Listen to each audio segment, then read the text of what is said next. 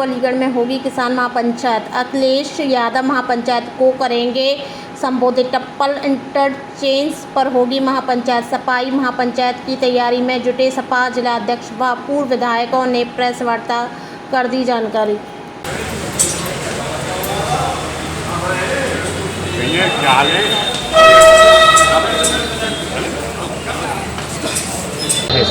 इसमें मेन उद्देश्य है किसानों की लड़ाई को धारदार बनाना और किसानों की लड़ाई को मजबूती के साथ सड़कों पर उतर कर लड़ना।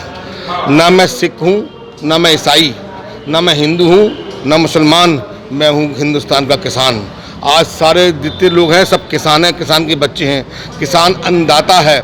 अगर किसान देश का परेशान रहेगा तो मुल्क कैसे आगे तरक्की कर सकता है। अगर किसान देश का कमज़ोर हो गया तो मुल्क कैसे मजबूत हो सकता है। मेरे दोस्तों, हम आपसे यही कहना चाहते हैं आपके ज़रिए कि 3 तारीख के बाद 3 तारीख से आंदोलन शुरू हो रहा है और ये आंदोलन कब तक चलेगा समाजवादियों का कोई पता नहीं है। मैं आपसे कहना चाहता हूँ कि सरकार आँख खोल के सुन ले और कान खोल के सुन ले, यूपी की और सेंटर की भी, कि अब समाजवादी पार्टी के लोग जाग चुके हैं। समाजवादी पार्टी के लोग सड़कों पर उतर गए हैं। अब हम जब तक किसानों को हक नहीं मिल जाएगा हम चैन से नहीं बैठेंगे। अगर पॉलिटिकल सिनारियो में देखा जाए इस देश की, तो पेश उनकी नीतियों पे अमल करने के लिए सबसे आगे माननीय मुलायम सिंह जी रहे और ये उनके बेटे। इसी सिलसिले में ये जो 3 काले कानून जिसका हमारे किसान भाई नाम दे रहे हैं, यकीनन कहीं ना कहीं उनकी दर्द और दुख छुपा हुआ है इसमें। ये स्टेट फार्मिंग विकसित देशों में, यूरोप में, अमेरिका में, इनके लिए तो बिल्कुल सूट करती है उनके हालात में। उनके जो पैरामीटर्स हैं, उनका सोशल सेटअप, उनकी अर्थव्यवस्था, उनका इंडस्ट्रियलाइजेशन, उसमें अगर देखें तो वहाँ 5-7% भी अगर किसान काम करेगा तो पूरे देश का पेट भर देता है। मैकेनाइज्ड उनकी स्टेट फार्मिंग है। लेकिन किसी जैसे अमेरिका ने ये कहा कि साहब ये कानून ठीक है, लेकिन पूरा देश जो है किसान उसके ख़िलाफ़ है।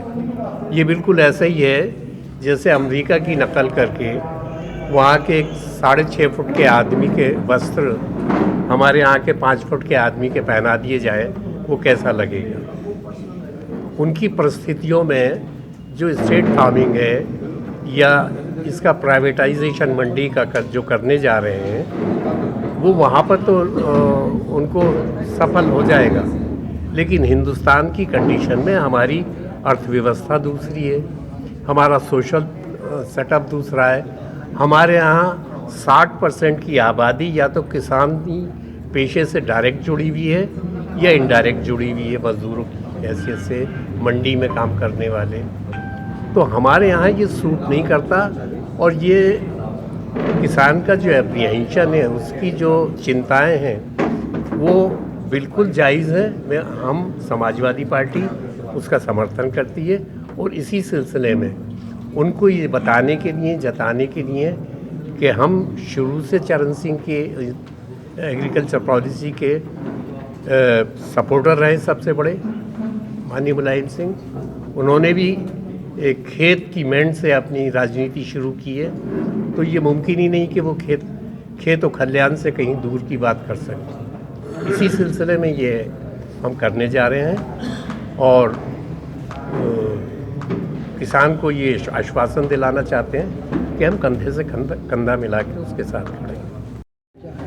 देखिए, समाजवादी पार्टी के राष्ट्रीय अध्यक्ष पूर्व मुख्यमंत्री माननीय अखिलेश यादव जी की 3 मार्च को दोपहर 12 बजे टप्पल इंटरचेंज के पास महाकिसान पंचायत तय हुई है, जिसमें आदरणीय राष्ट्रीय अध्यक्ष माननीय अखिलेश यादव जी दोपहर में लगभग 12 बजे बाई हेलीकॉप्टर आ रहे हैं। इसी से संबंधित ये प्रेस बुलाई गई थी कि किसानों के लिए जो समस्याएं हैं, समाजवादी पार्टी जब से किसानों ने दिल्ली में आंदोलन शुरू किया है, उसी समय से हमारे राष्ट्रीय अध्यक्ष माननीय अखिलेश यादव जी ने किसानों के समर्थन में समाजवादी पार्टी उनके कंधे से कंधा मिला के साथ दे रही है। और उसी के तहत किसान यात्रा, किसान घेरा, समाजवादी घेरा, इस तरह के प्रोग्राम लगातार समाजवादी पार्टी चलाती आ रही है।